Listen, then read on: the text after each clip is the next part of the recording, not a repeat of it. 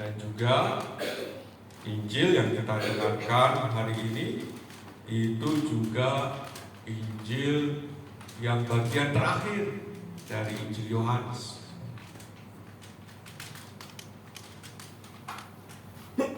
Mari kita coba simak apa yang dituliskan dalam bagian akhir dari baik Kisah Para Rasul maupun Injil Yohanes. Kita tahu bahwa Kisah Para Rasul itu mengkisahkan semua pengalaman yang dialami oleh rasul-rasul Yesus.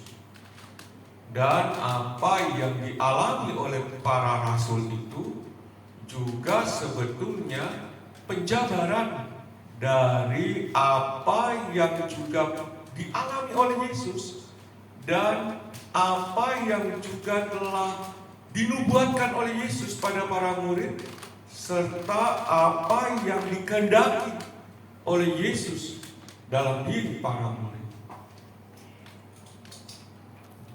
Yesus yang bangkit, yang dihayati oleh para murid Tuhan, hadir menyertai semua karya yang mereka lakukan.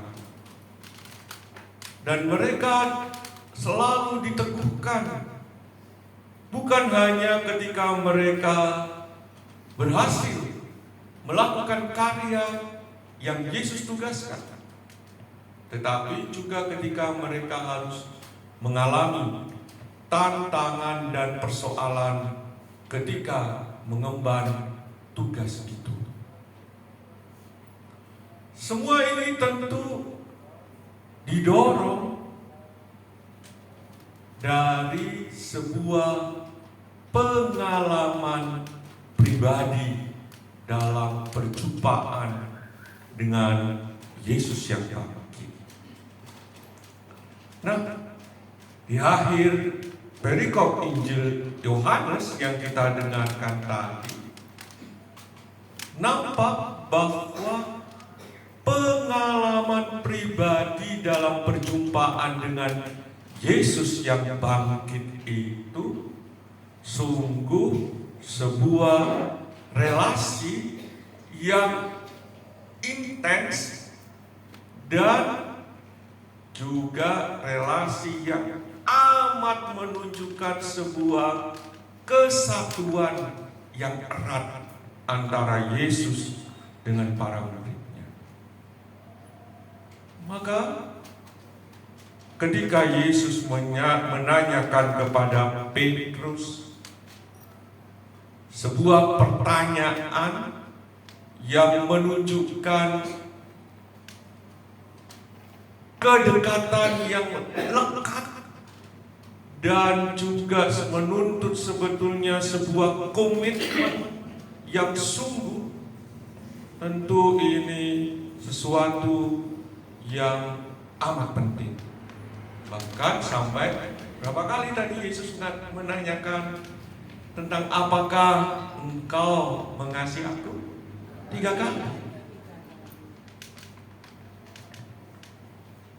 Kalau sesuatu ditanyakan sampai 3 kali, itu tentu menunjukkan hal yang sangat penting. Kalau kita membaca dalam bahasa Yunaninya, pertanyaan tentang mengasihi itu yang sampai diucapkan oleh 3 kali itu ada sebuah gradasi. Yang pertama itu mengasihi yang dipakai dalam sebuah kalimat filia. Itu mengasihi hanya sekedar pengetahuan. Jadi apa yang hanya sekedar diketahui. Dan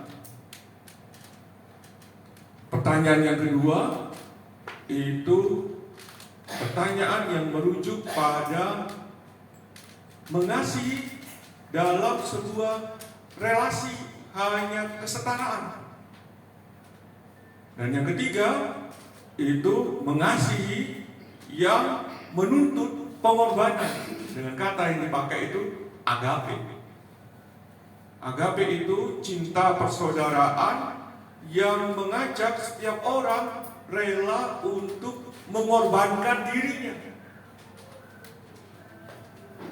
Nah, saudara-saudari,